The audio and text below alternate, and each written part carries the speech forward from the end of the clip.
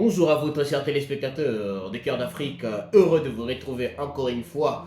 C'est vendredi 21 novembre 2025. Aujourd'hui, dans notre décryptage, nous allons faire deux productions, bien sûr, parce que nous allons d'abord parler de cette visite qui était d'ailleurs très attendue, la visite de l'émir du Qatar, Tamim, qui vient d'ailleurs d'atterrir à Kinshasa ce vendredi et qui a été accueilli à l'aéroport d'Andjili par le président Félix Antoine Tshisekedi Tshilombo. On en parle dans cette production, mais que devrions-nous retenir de cette visite? Parce que le Mir du Qatar arrive en République démocratique du Congo en venant fraîchement du Rwanda, le pays voisin, et d'ailleurs où il a reçu un gift de la part du président rwandais Paul Kagame. On en parle dans cette production, donc avant de commencer, pensez déjà à vous abonner et activer la cloche des notifications pour ne plus jamais manquer nos actualités sur Cœur d'Afrique. Et si c'est la première fois que vous nous captez, eh bien,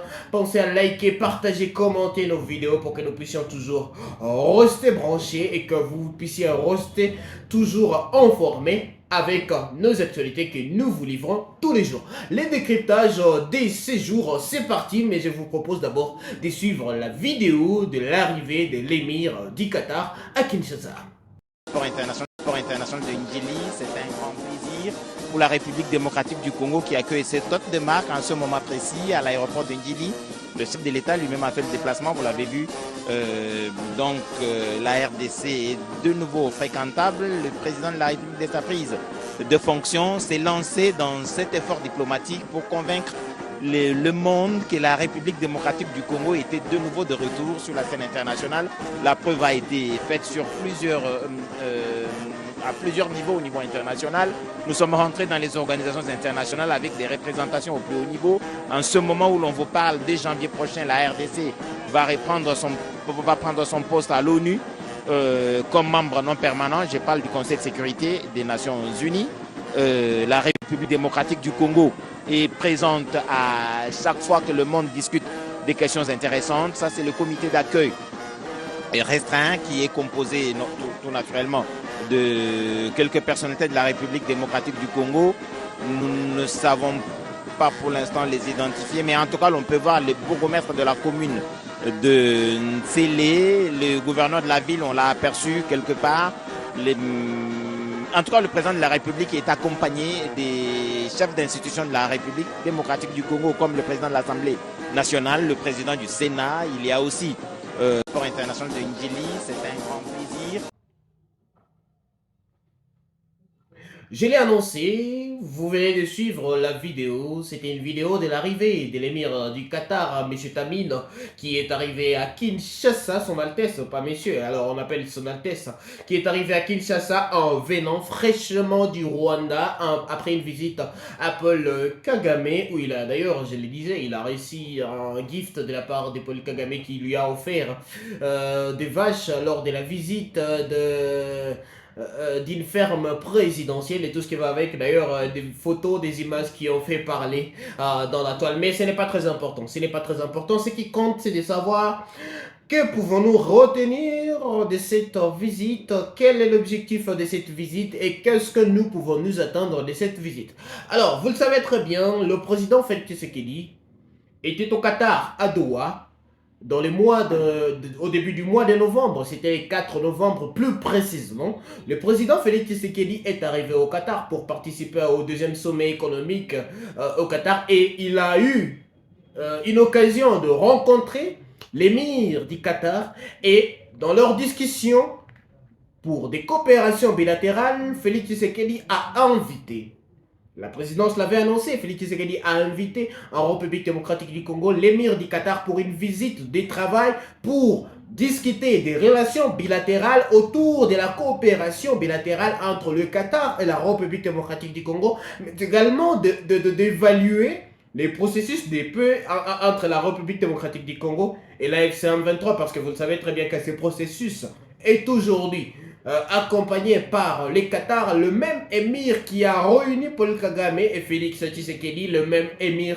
est en train de faire une tournée pour rencontrer Félix Tshisekedi et Paul Kagame. Alors, après l'avoir invité, l'objectif de discussion, premièrement, c'est de parler des relations bilatérales. La République démocratique du Congo veut nouer encore plus de bonnes relations, parce que les relations sont toujours bonnes avec les Qatars aujourd'hui, nous le savons très bien. Les Qatars qui mènent la médiation entre la F-123 et la République démocratique du Congo. Mais Félix Tshisekedi veut que les relations ne puissent pas rester seulement diplomatiques, il veut que les relations puissent être également économiques. C'est pourquoi il a cherché à ce que l'émir du Qatar puisse arriver personnellement à Kinshasa pour discuter de ce que pourrait être cette coopération. Vous vous souviendrez très bien que lors de sa visite à Doha au Qatar, à l'occasion de sa participation au sommet économique, Félix Tshisekedi a rencontré quelques entreprises qataries par rapport à des potentiels investissements, que ce soit dans les pétroles et tout ce qui va avec.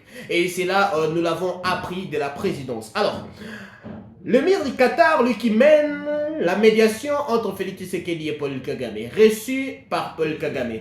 Malheureusement, le Rwanda n'a pas rendu public ce qu'a été le socle de discussion. Mais vous le savez très bien que le Qatar est en train de mener aujourd'hui le processus entre la RDC et la l'AFC-M23. Et dans ce même processus, il est impliqué l'affaire entre la République démocratique du Congo et le Rwanda. Aujourd'hui, vous le savez très bien, la RDC, donc le gouvernement de Kinshasa, a déjà signé un accord cadre avec la FCM23. Et d'ailleurs, dans la deuxième partie de cette émission, je vais vous expliquer la dernière sortie de la FCM23 qui a expliqué sa manière de lire cet accord et qui a posé ses conditions pour qu'un accord global soit signé, un accord définitif de paix soit signé entre la République démocratique du Congo et la FCM23. Ça sera un deuxième sujet de notre décryptage de l'actualité. Alors, le processus, comme vous le savez, il avait été annoncé la semaine antérieure que Félix Tshisekedi allait rencontrer son homologue Paul Kagame aux États-Unis. Mais cela n'a pas été possible parce que même l'accord de Doha était attendu et il fallait signer un accord cadre qui donnerait un schéma pour signer un accord définitif. Et ceux-là qui peuvent signer un accord définitif, eh bien, ce sont ceux-là qui représentent légalement, ce sont ceux-là qui sont les premiers représentants de deux parties. Ça veut dire que l'accord entre la RDC et le Rwanda doit être signé entre Félix Tshisekedi et Paul Kagame, et comme cela été voulu par Donald Trump, même si ce n'est pas toujours effectif jusqu'à présent, mais également l'accord entre la RDC et la FCM23 devrait être signé par les propres mains de Félix Tshisekedi. Et voilà pourquoi l'émir du Qatar, lui qui est venu pour installer les relations bilatérales entre les deux parties, devrait aussi aborder cette question. Mais il y a un piège, c'est que jusqu'à présent, il y a beaucoup de questions qui sont contenues dans l'accord cadre, beaucoup de questions qui étaient contenues dans l'accord de principe entre la RDC et la FCM23 qui ne sont toujours pas discuté selon la FCM23 qui a fait sa sortie médiatique hier lors de la conférence de presse tenue en ville de Goma. Ils ont révélé que jusqu'à aujourd'hui, la question de la restauration de l'autorité de l'État n'a pas encore été discutée entre Kinshasa et la FCM23. Et pour la FCM23, la restauration de l'autorité de l'État, ça signifie que Kinshasa devrait reconnaître officiellement l'administration déjà installée par la FCM23 et reconnaître que cette administration a un certain pouvoir et devrait exercer en toute légalité. C'est ça la restauration de l'autorité de l'État selon la FCM23. Mais Kinshasa n'est pas d'accord parce que selon Kinshasa, la restauration de l'autorité de l'État, c'est le retrait sans délai et sans condition de la FCM23. En tout cas, une certaine cacophonie qui devrait être levée, en tout cas des contradictions qui devraient être levées avant la signature définitive de l'accord. Et c'est pour ça que la FCM23 a dit qu'aujourd'hui le gouvernement de Kinshasa est en train de mener les négociations sans informer au préalable la population, parce que selon la FCM23, la population congolaise ne sait pas ce qui se passe exactement. Ils n'entendent que ce qui est dit, mais ils ne savent pas ce qui se passe exactement. Et ils ont demandé que avant toute signature définitive de l'accord de paix entre la RDC et la FCM23, eh bien, la population devait être impliquée. Ça veut dire que l'accord devait être rendu public avant même la signature. Donc voilà, dites-nous ce que vous en pensez, dites-nous ce que vous attendez de cette visite de l'émir du Qatar. Est-ce que cela va changer quelque chose? Est-ce qu'on va encore parler d'une certaine rencontre mystère entre Paul Kagame et Félix Tshisekedi? Une rencontre qui était annoncée aux États-Unis, au Qatar, mais malheureusement avec des sorties de ça et là, cette rencontre n'a pas été effective. Oh, donc on attend jusqu'à présent de savoir ce qui va se passer exactement. Merci de continuer à nous suivre sur Cœur d'Afrique. Merci de vous abonner. Merci d'activer la cloche de notification pour rester branché sur nos programmes de tous les jours parce que nous vous informons tous les jours, nous vous faisons des décryptages tous les jours, mais également restez branchés parce que je reviens tout à l'heure pour un nouveau sujet d'actualité. Et les sujets d'actualité, ce sont les 8 conditions posées par l'AFC M23 avant toute signature globale de l'accord de paix avec Kinshasa. On en parle dans le décryptage. On se retrouve tout à l'heure pour un nouveau sujet d'actualité. Prenez bien soin de vous. Nous sommes arrivés à la fin de cette édition. Merci à vous de nous avoir suivis jusqu'ici. Si vous avez apprécié ces contenus, n'oubliez pas de vous abonner à notre chaîne, d'activer la cloche de notification pour ne rien manquer de nos prochaines vidéos. Likez et partagez cette vidéo. Pour toute question, préoccupation ou soutien de la chaîne, n'hésitez pas à nous contacter sur les plus 243 99 48 74 161. On se retrouve très prochainement. À bientôt.